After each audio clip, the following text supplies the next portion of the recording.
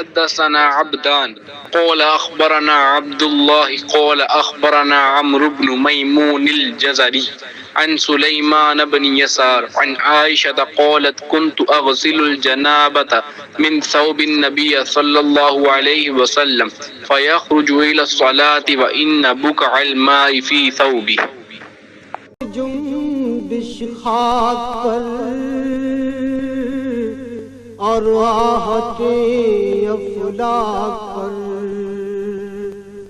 گرد سفر تاروں کی میں رسول کریم صلی اللہ علیہ وآلہ وسلم کے کپڑے سے جنابت کو دھوتی تھی، پھر اس کو پہن کر آپ صلی اللہ علیہ وآلہ وسلم نماز کے لیے تشریف لے جاتے اور پانی کے دھبے آپ صلی اللہ علیہ وآلہ وسلم کے کپڑے میں ہوتے تھے۔ صحیح بخاری حدیث نمبر 229۔ دعویٰ ہے تیری چاہت کا اس امت گمراہ کا، تیرے سوا کوئی نہیں۔